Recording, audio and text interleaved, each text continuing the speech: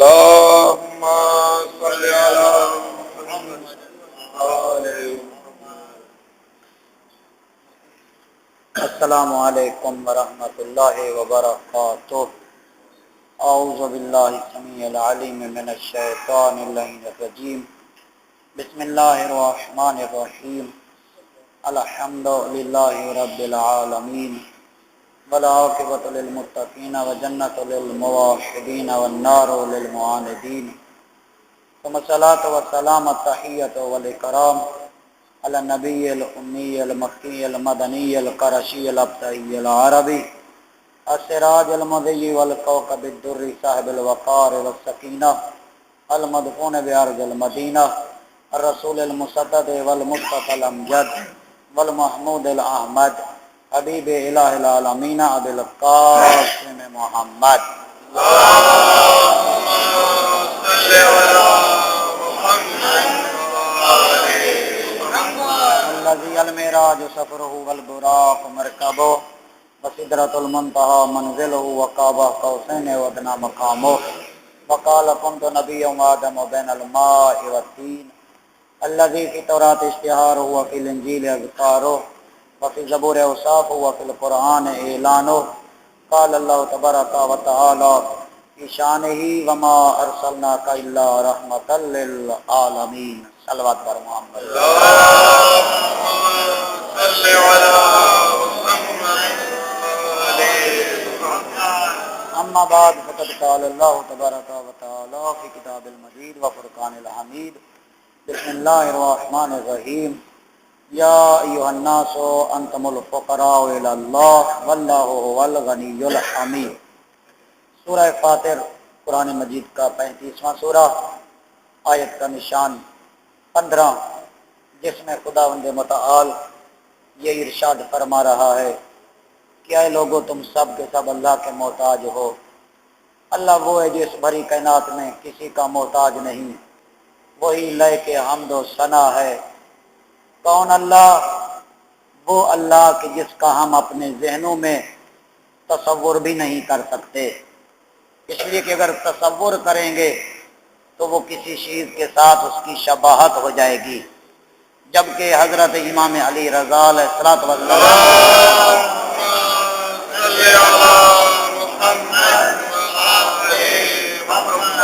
میرے 8ویں امام یہ ارشاد فرماتے ہیں من شبہ اللہ بخلقہ فہو مشرک ومن نسب الیہ ما نہی عنہ فہو کافر، کہ جو مخلوق کے ساتھ اللہ کو تشبیہ دے وہ مشرک ہے، اور جو خدا کی طرف ایسی چیزوں کی نسبت دے کہ جن چیزوں کی نسبت دینا منع کیا گیا ہے وہ کافر ہے. تو لہذا خداوند متعال کی ذات ہمارے اذہان کے تصور سے بلند و بالا ہے. تو وہ ایسی ذات کہ جس کی پوری کائنات محتاج ہے، وہ کسی کا محتاج نہیں. لہذا یہی وجہ ہے کہ ہمیں، علیکم السلام ورحمۃ اللہ، ہمیں یہ کرنا ہے کہ خدا کے ہر حکم کو تسلیم کرنا ہے. آپ کے علم میں ہے کہ 17 صفر حضرت امام علی رضا علیہ الصلوۃ والسلام کی شہادت کا دن گزرا.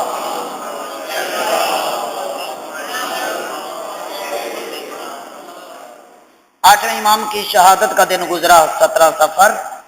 تو بس امام کے کچھ ارشادات، امام کے جو ہمارے لیے میسج اور پیغام ہیں، اور واقعاً امام جس طرح چاہتے ہیں کہ ہمارے ماننے والوں کا ایمان اور عقیدہ کیسا ہونا چاہیے، تو ہمیں اسی طرف توجہ دینی ہے. امام کی سیرت کا مطالعہ کریں کہ امام نے دنیا والوں کو بتایا کہ ایمان کس چیز کا نام ہے، عمل صالح کس چیز کا نام ہے، اور یہاں تک بتایا کہ فرمائے کہ یاد رکھو الایمان علی اربعۃ، ایمان 4 ستونوں پر قائم ہے. التوکل علی اللہ، فرماتے ہیں کہ پہلی چیز اللہ پر بھروسہ کرنا، توکل علی اللہ، اللہ پہ بھروسہ ہو. اور پھر فرماتے ہیں کہ توکل کے ساتھ وَالتَّسْلِيمُ لِأَمْرِ اللَّهِ، اللہ کے حکم کو کیا کرنا؟ تسلیم کرنا. وَالرِّضَا بِقَضَاءِ اللَّهِ، اللہ کے فیصلے پہ راضی رہنا. اللہ جو فیصلہ کر دے اس لیے کہ ضروری نہیں کہ ہر انسان اللہ کی مصلحت کو سمجھتا ہو. ہاں اللہ کی مصلحت کو یا انبیاء جانتے ہیں یا ائمہ جانتے ہیں. ہمارے ہاں اتنا علم نہیں ہے کہ ہم اللہ کی ہر مصلحت کو سمجھ سکیں. لہذا اللہ کے ہر حکم کو کیا کرنا ہے؟ ہمیں تسلیم کرنا ہے اور اللہ کے فیصلے پر راضی رہنا ہے. پھر فرماتے ہیں وَالتَّفْوِيضُ إِلَى اللَّهِ، اپنے امور کو اللہ کی طرف تفویض کر دینا، یعنی اپنے امور اللہ کے سپرد کر دینا. تو یہی وجہ ہے عزیزان گرامی کہ ایمان صرف کلمہ توحید یا کلمہ رسالت یا ولایت زبان پہ لانا اس چیز کا نام نہیں ہے، بلکہ اس کے ساتھ ساتھ کچھ ایمان کے ارکان بھی ہیں کہ جس کی طرف امام نے متوجہ کیا. صلوات پڑھیے محمد و آل محمد.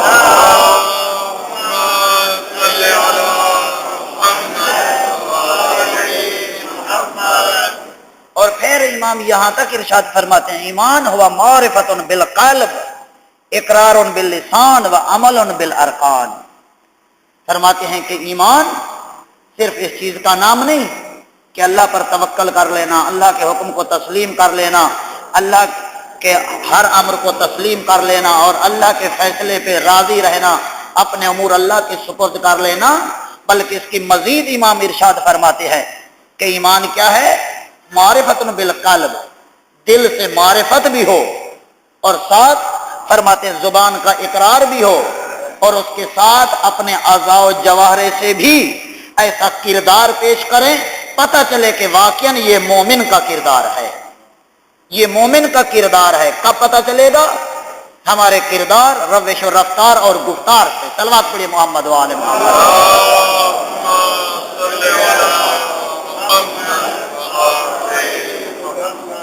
لہذا عزیزان گرامی یہی وجہ ہے اس میرے 8ویں امام نے ایک اور مقام پہ ارشاد فرمایا کہ لَوْ لَمْ يُخَوِّفِ اللَّهُ النَّاسَ، فرماتے ہیں کہ اگر اللہ لوگوں کو جہنم کی آگ سے نہ بھی ڈرائے تو لَقَانَ الْوَاجِبُ عَلَيْهِمْ أَن يُطِيعُوهُ وَلَا يَعْصُوهُ لِتَفَضُّلِهِ عَلَيْهِمْ وَإِحْسَانِهِ إِلَيْهِمْ بما بدأهم به من انعام الذي مستحقوه.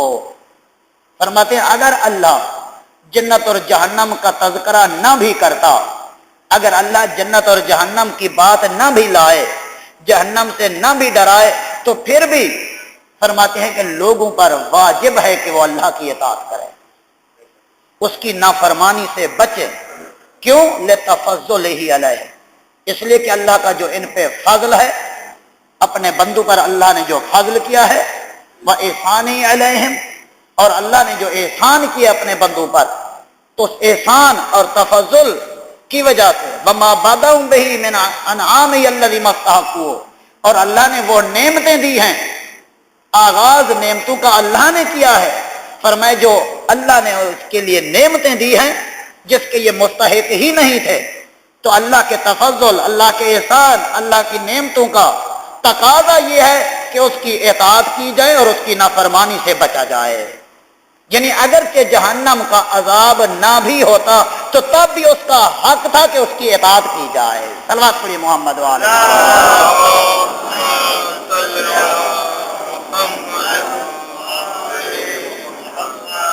عزیزان گرامی یہی وجہ ہے کہ جو واقعاً معرفت الہی رکھتے تھے امیر المومنین علی ابن ابی طالب علیہ السلام،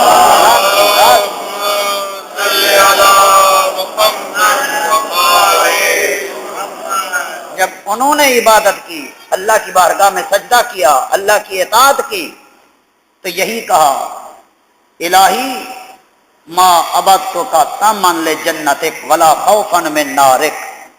مالک علی نے جو تیری عبادت کی ہے، جو تجھے سجدہ کیا ہے، تیری جنت کے لالچ میں نہیں کیا، تیری جہنم کے خوف سے نہیں کیا، بل وجدت اہلا لذالک، بلکہ علی نے تجھے اہل سجدہ پایا ہے تو تجھے سجدہ کیا ہے.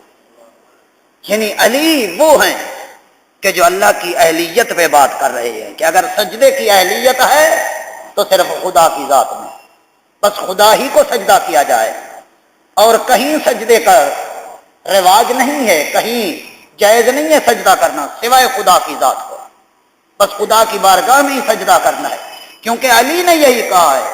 علی نے کیا کہا؟ میں نے تجھے اہل پایا سجدے کا۔ تو عزیزان گرامی، ہوتا تھا ائمہ کے زمانے میں بھی کہ لوگ تعظیم کی وجہ سے ائمہ کے سامنے جھک جاتے تھے۔ سجدے کی کیفیت امام فوراً بازو سے پکڑ کے اٹھاتے، فرماتے یہ کیا کر رہے ہو؟ سنو، سجدہ صرف خدا کی ذات کو لائق، سجدہ صرف اسے کیا جائے گا۔ اور ایک مرتبہ کسی نے پوچھا تھا امام سے کہ مولا، اللہ نے ملائکہ کو جو حکم دیا آدم کو سجدہ کرنے کا، تو وہ کیا تھا؟ کیا ہم اگر آپ کے سامنے جھکتے ہیں احترام کی وجہ سے سجدہ کرتے ہیں تو آپ کہہ رہے ہیں یہ جائز نہیں ہے، جبکہ اللہ نے ملائکہ کو کہا تھا کہ آدم کو سجدہ کرو، تو اللہ نے کیوں کہا تھا؟ تو واقعاً جواب وہی دے سکتا ہے جو وارث قرآن ہو، وہی جواب دے سکتا ہے جو وارث قرآن ہے، جن کے لیے پورا قرآن محکم ہے۔ اب وہ امام نے جواب دیا، فرمایا سنو، وہ سجدہ آدم کو نہیں تھا، اللہ نے آدم کو ملائکہ کے لیے قبلہ بنایا تھا، اصل میں سجدہ حکم خدا کو تھا، اصل میں سجدہ حکم خدا کو تھا، آدم کو نہیں تھا۔ آدم کو تو اللہ نے قبلہ بنایا تھا، جیسے ہمارے لیے اللہ نے کعبے کو قبلہ بنا دیا ہے۔ اور پھر سائل نے دوسرا سوال کیا، کہا کہ مولا ٹھیک ہے یہ بات سمجھ میں آ گئی، لیکن اب یہ بتائیں کہ یوسف کی ماں نے جو یوسف کے سامنے سجدہ کیا تھا تو وہ کیا تھا؟ تو امام نے جواب دیا، فرمایا سنو، وہ سجدہ یوسف کو نہیں تھا، وہ یوسف کی ماں نے جو سجدہ کیا تھا وہ سجدہ شکر تھا کہ مالک شکر ہے تیرا کہ تو نے میرے بیٹے کو اتنا بلند مقام عطا کیا ہے۔ صلوات پڑھیے محمد و آل محمد۔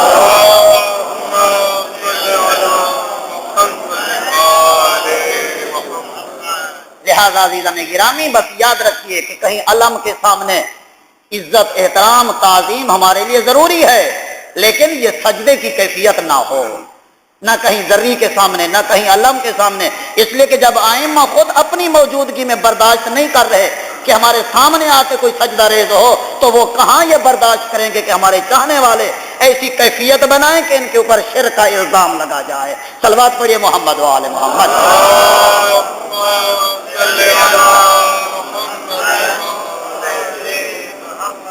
لہذا عزیزان گرامی، اسی لیے آٹھویں امام نے کہا تھا کہ لو لم یخوف اللہ الناس بالجنۃ والنار لکان، فرماتے ہیں کہ لکان الواجب علیہم، اگر اللہ جنت اور جہنم کا تذکرہ نہ کرتا تو تب بھی لوگوں پر واجب تھا ان یطیعوہ ولا یعصوہ، کہ اللہ کی اطاعت کریں، اللہ کی نافرمانی سے بچیں، لتفضلہ علیہم و احسانہ الیہم، اس لیے کہ اللہ کا تفضل، فضل ایسا ہے اپنے بندوں پر، اللہ کے احسان اتنے ہیں، وما بدأوا من انعام الذی مستحقوہ، اور جو اللہ نے ابتدا کی ہے نعمتوں کی ان کے اوپر، تو اس کا حق یہ ہے کہ اس کی اطاعت کی جائے، حالانکہ یہ الذی مستحقوہ، یعنی یہ مستحق نہیں تھے پھر بھی اس نے نعمتیں دی ہیں، مستحق نہیں تھے پھر بھی اس نے ان پر احسان کیا ہے۔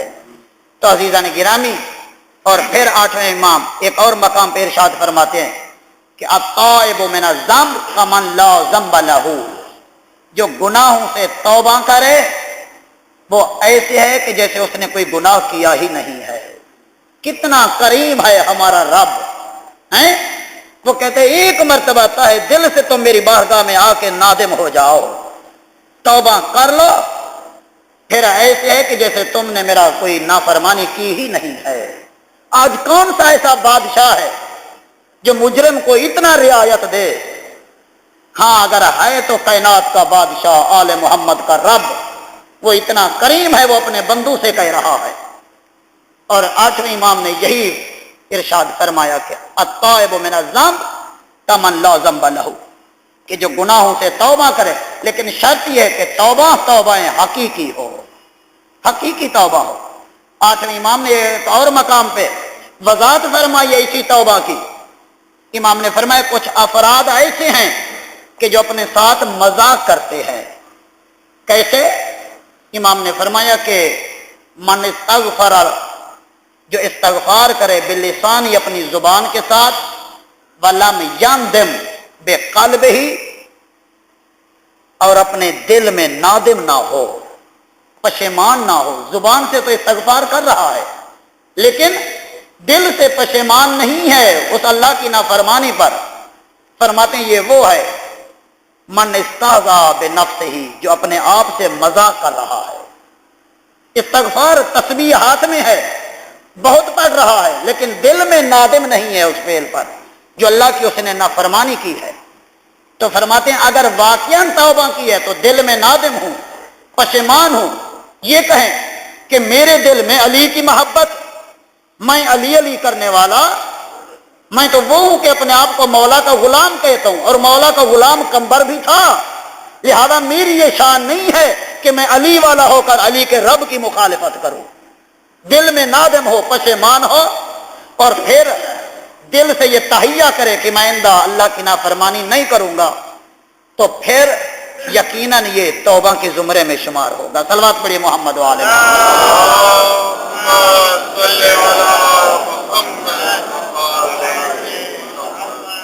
اور پھر امام ارشاد فرماتے ہیں کہ من سال الجنت، من سال اللہ الجنت، جو اللہ سے جنت کا سوال کرے، ولم یصبر علی الشدائد، فرماتے ہیں کہ اللہ سے تو جنت کا سوال کرے لیکن جو مشکلات ہیں ان کو برداشت نہ کرے، تکلیفوں کو برداشت نہ کرے، ان پہ صبر نہ کرے، تو یہ ایسا ہے کہ جو اپنے ساتھ مذاق کر رہا ہے۔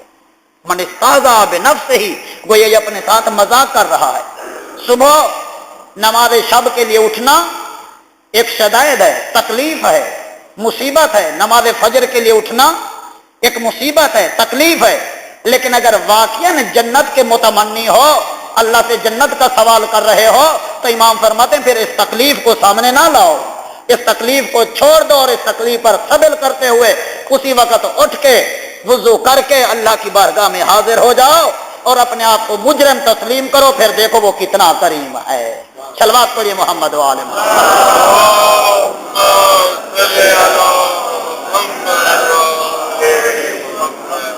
اور پھر امام ارشاد فرماتے ہیں کہ جو من تعوذ باللہ من النار، جو اللہ سے جہنم کی آگ کی پناہ مانگ رہا ہے۔ یہ آخری امام کے ارشادات ہیں کہ جو امام فرماتے ہیں اللہ سے جہنم کی آگ کی پناہ مانگتا ہے لیکن ولم یترک شہوات الدنیا، لیکن دنیا کی خواہشوں کو نہیں چھوڑ رہا، تو یہ بھی ایسا ہے کہ گویا من استہزا بنفسہ، یہ اپنے آپ سے مذاق کر رہا ہے۔ اگر واقعاً تمہیں جہنم کی آگ کا خوف ہے تو یہ تمہاری خواہشات نفسانی پھر کیوں نہیں کنٹرول میں آ رہی؟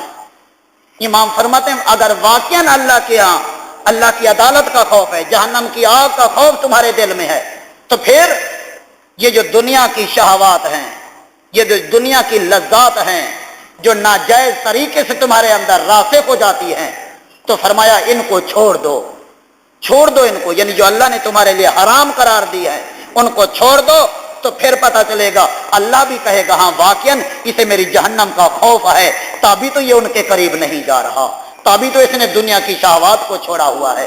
تو یقیناً گویا ہم صرف اس بات پہ توکل کیے ہوئے بیٹھے ہیں کہ آل محمد کی محبت ہے، بس وہی ہمارے لیے کافی ہے۔ یقیناً اس میں شک نہیں، آل محمد کی محبت جب تک نہ ہو سارے عمل بیکار ہیں۔ آل محمد کی شفاعت جب تک نہ ہو ہم اس قابل نہیں ہیں کہ ہمارے حج، ہماری نمازیں، ہمارے روزے، ہمارے صدقات ہمیں بخشوا سکیں، جہنم کی آگ سے بچا سکیں، جنت تک پہنچا سکیں، یہ اس قابل نہیں ہے۔ جتنا بھی کوئی بڑا متقی ہو، جتنا بھی بڑا کوئی اعلی حاج ہو، وہ یہ دعویٰ نہیں کر سکتا کہ میں اپنے اعمال کے بھروسے پر جنت میں جاؤں گا جب تک آل محمد کی شفاعت نہ ہو۔ آل محمد کی شفاعت، آل محمد کی محبت ضروری ہے جہنم کی آگ سے بچنے کے لیے اور جنت تک جانے کے لیے، لیکن سنیے صرف آل محمد کی محبت پہ تکیہ نہ ہو۔ میرے آٹھویں امام نے ارشاد فرمایا لا تدعوا العمل الصالح والاجتہاد فی العبادت اتقالا علی حب آل محمد. فرماتے ہیں آل محمد کی محبت پہ تکیہ کر کے، آل محمد کی محبت کا سہارا کر کے عمل صالح کو نہ چھوڑنا، عبادت میں کوشش کو نہ چھوڑنا. اس لیے کہ گویا یہ امام نے ہمیں میسج دیا ہے کہ کل کو کہیں ایسا نہ ہو کہ تم کہو کہ ہم نے آل محمد کی محبت کی وجہ سے نماز چھوڑ دی تھی، آل محمد کی محبت کی بنا پر ہم نے صلہ رحمی چھوڑ دی تھی، آل محمد کی محبت کی وجہ سے ہم نے نماز تہجد چھوڑ دی تھی. تو امام نے پہلے ہی زندگی میں ہمیں یہ پیغام دے دیا ہے کہ یاد رکھو ہم آل محمد کی محبت پر بھروسہ کرتے ہوئے کبھی عمل صالح کو نہ چھوڑنا، عبادت میں جو تم کوشش کرتے ہو اس عبادت کو بھی نہ چھوڑنا. تو عزیزان گرامی گویا ہمیں امام نے پیغام دے دیا ہے، اگر ہماری شفاعت چاہتے ہو تو عمل صالح کو لے کر آنا، جو کمی ہوگی وہ ہماری شفاعت جانے اور اللہ کی بخشش جانے. صلوات پڑھیے محمد و آل محمد.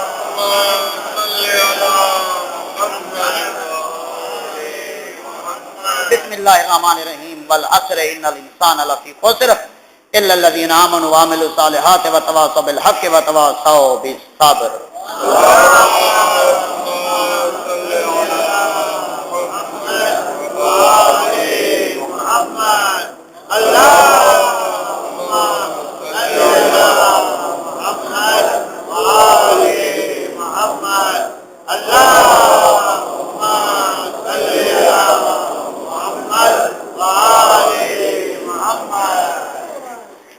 السلام علیکم ورحمۃ اللہ وبرکاتہ. اعوذ باللہ السمیع العلیم من الشیطان اللعین الرجیم. بسم اللہ الرحمن الرحیم. الحمد للہ رب العالمین والعاقبۃ للمتقین وجنۃ للموحدین والنار للمعاندین. ثم الصلاۃ والسلام علی محمد المصطفیٰ وعلی المرتضیٰ والفاطمۃ الزہراء والحسن المجتبیٰ والحسین شہید بکربلاء وعلی ابن حسین ومحمد ابن علی وجعفر ابن محمد وموسیٰ ابن جعفر وعلی ابن موسیٰ ومحمد ابن علی وعلی ابن محمد والحسن ابن علی علیہ الصلوۃ والسلام. اللہم صلی علی مولانا صاحب العصر والزمان ما یاسر البدع والطغیان. اما بعد فقد قال اللہ تبارک و تعالی فی کتاب المجید وفرقان الحمید. بسم اللہ الرحمن الرحیم. وَلَنَبْلُوَنَّكُمْ بِشَيْءٍ مِّنَ الْخَوْفِ وَالْجُوعِ وَنَقْصٍ مِّنَ الْأَمْوَالِ وَالْأَنفُسِ وَالثَّمَرَاتِ وَبَشِّرِ الصَّابِرِينَ الَّذِينَ إِذَا أَصَابَتْهُم مُّصِيبَةٌ قَالُوا إِنَّا لِلَّهِ وَإِنَّا إِلَيْهِ راجعون. أُولَٰئِكَ عَلَيْهِمْ صَلَوَاتٌ مِّن رَّبِّهِمْ وَرَحْمَةٌ وَأُولَٰئِكَ هُمُ الْمُهْتَدُونَ. صلوات پڑھیے محمد وعلى محمد.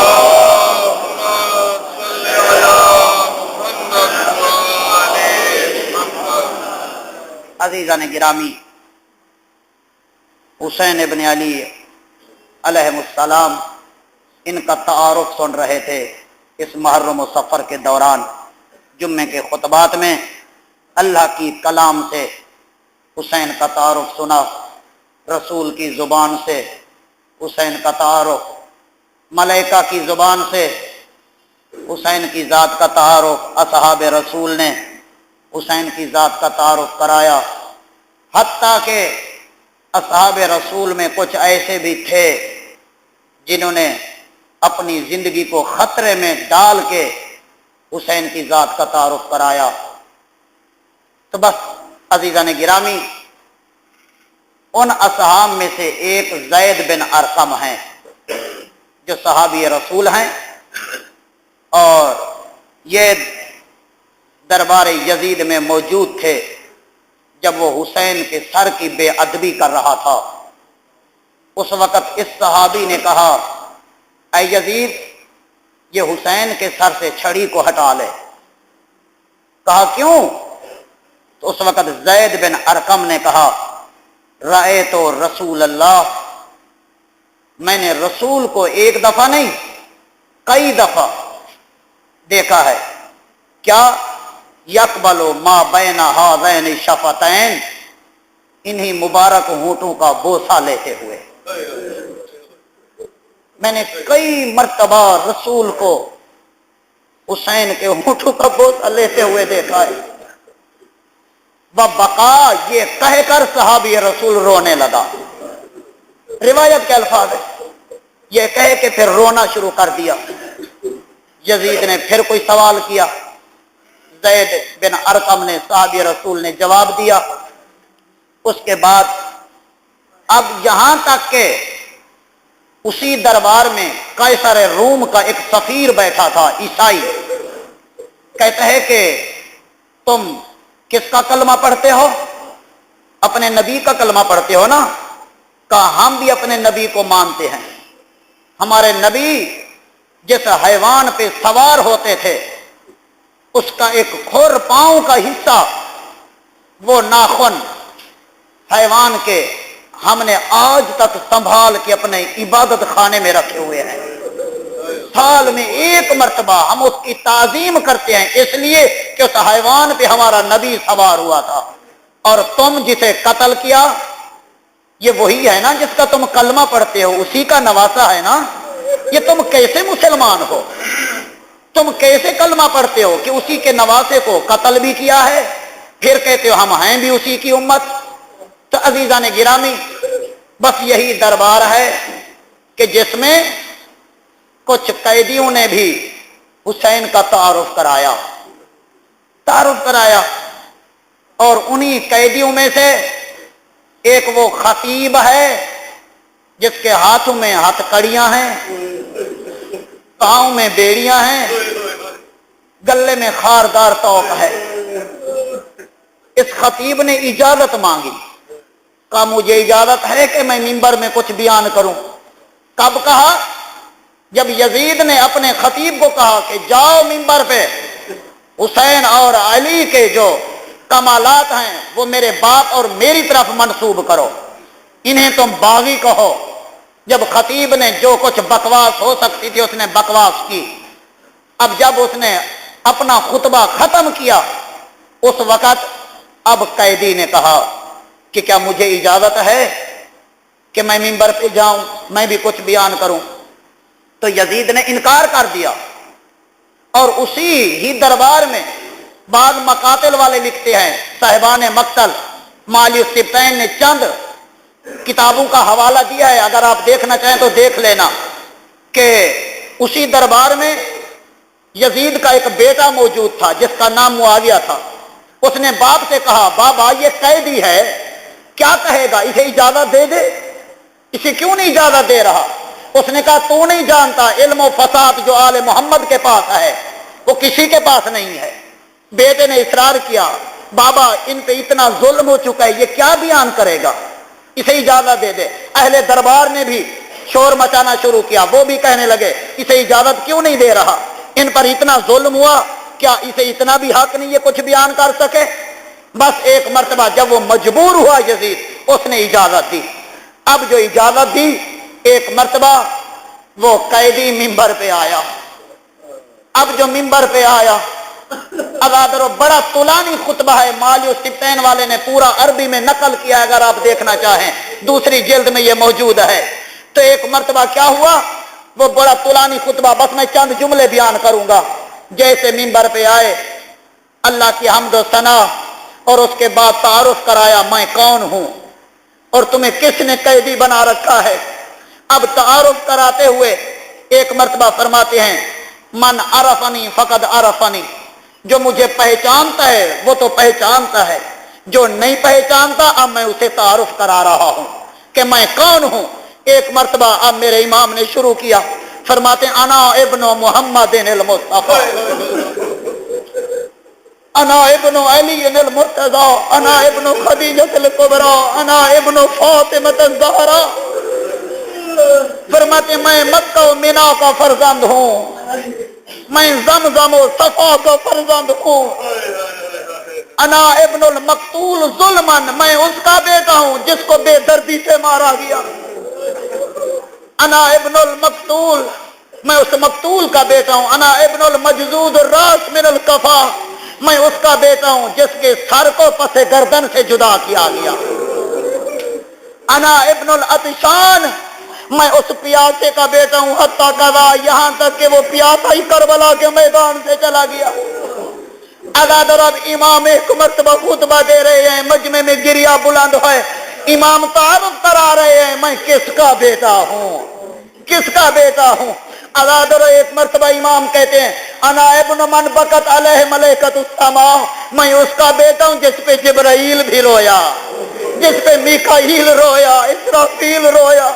अना इब्न मन नाहत अलैहि, मैं उसका बेटा हूं जिस पे जिन्नों ने नुहा किया। वतैर फिल हवा, हवा में परिंदों ने जिस पे मरसिया पढ़ा, परिंदों ने जिस पे नुहा पढ़ा, मैं उसका बेटा हूं।